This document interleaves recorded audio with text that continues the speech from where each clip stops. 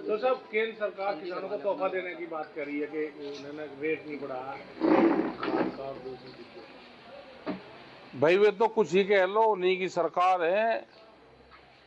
Rate फसलों के नहीं बढ़ाए, वे कह रही हमने खाद का और उसके रेट नहीं हमने बढ़ाए, तो ये तोहफा ही है, नहीं तो हम रेट बढ़ा सकते थे।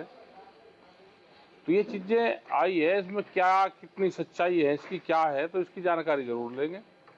और खाद बजट का भी प्रावधान किया गया, कई करोड़ रुपए जो है बजट में प्रावधान किए गए कि किसान फसल जो योजना है उसको 2 साल फसल बीमा योजना वाली, वो तो हमने डिमांड करी है कि किसान के खेत को इकाई मानना जाए उसमें। और जो अब पैरामीटर है, जब फसल नुकसान होती है तो पूरा गलत है, किसान को लाभ नहीं उसका हो पा रहा। भाई किसान की फसल नुकसान हो रही तो देगा कौन उसका? उसको देगी बीमा कंपनी। बीमा कंपनी का पता नहीं कहीं पे भी कि कहाँ बीमा कंपनी के ऑफिस है, कहाँ उनके अधिकारी बैठते हैं।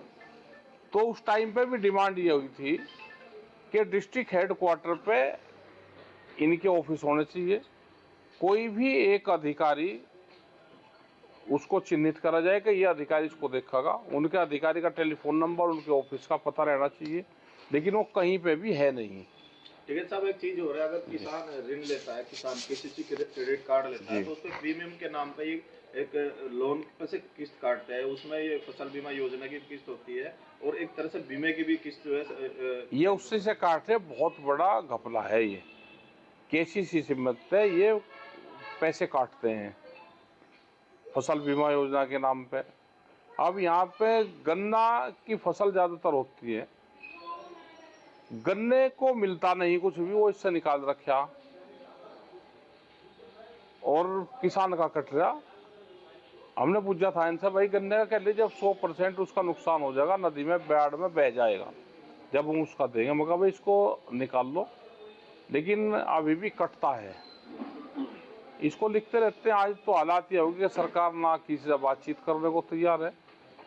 ये बिजली के एक बड़े मामले चल रहे हैं यहाँ पे,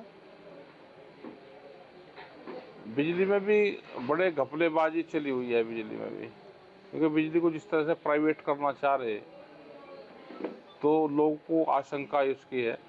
जो छूट का भी मामला है, ये बिजली पे छूट दे रखी है, ओटीएस की स्कीम चल रही, इसका 100% की छूट को इसको लागू करे, इसको टाइम फिर इसका बढ़ना चाहिए। एक मुफ्त समाधान योजना भी चलाई है, जब रजिस्ट्रेशन कराना पड़ेगा, कुछ शर्तें है उसमें भी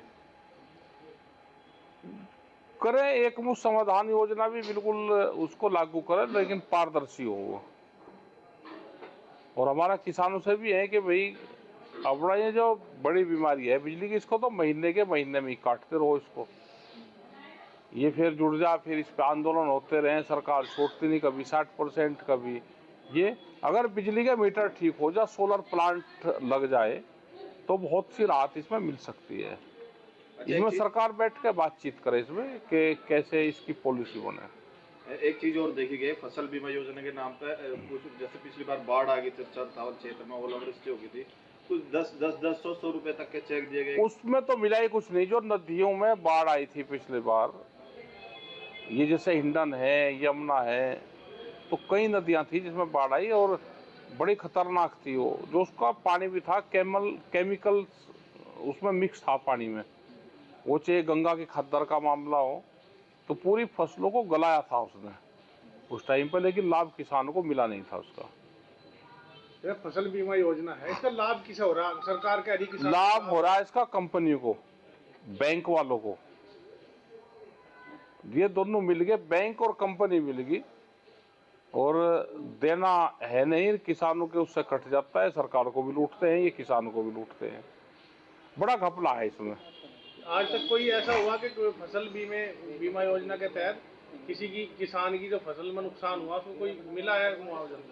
मुआवजा पूरा तो किसी को नहीं मिलता, थोड़ा बहुत ये दे देते हैं, क्योंकि उसको किसान की खेत का इकाई नहीं मानते। उसका पूरा जो नगर पंचायत है, उसको बड़ा क्षेत्र उसको मानते हैं। जो गांव पंचायत होती है उसको मानने, और एक जगह नुकसान ज्यादा हो गया और पूरे क्षेत्र में कुछ में हो गया तो उसको फिर उसमें बांटते हैं। ये जब तक किसान के खेत को इकाई नहीं मानना जाएगा, ये इसमें चेंजिंग करना पड़ेगा। जिसका जितना नुकसान उसका उतनी भरपाई। तो साहब, एक पूर्व केंद्रीय मंत्री संजीव बालियान का एक कार्यक्रम में दर्द छलका। उन्होंने कहा कि थानों में, तहसीलों में भ्रष्टाचार चरम पे है। आप लगातार क्षेत्र में रहते हैं, लोग संपर्क में रहते हैं, किसान भी, तो क्या लगता है वही किस तरह का? उन्हें आम लोगों ने कहा होगा।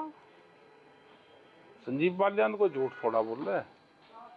जो बात उन्होंने कही होगी उसमें सत्यता होगी कहीं ना कहीं।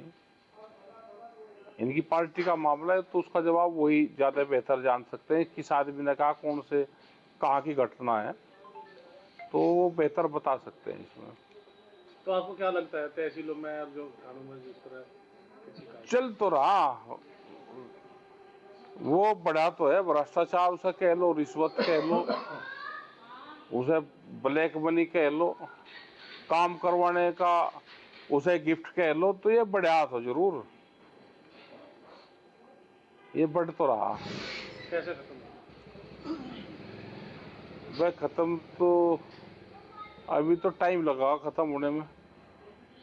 अभी तो लोगों को जान बचानी भारी हो रही।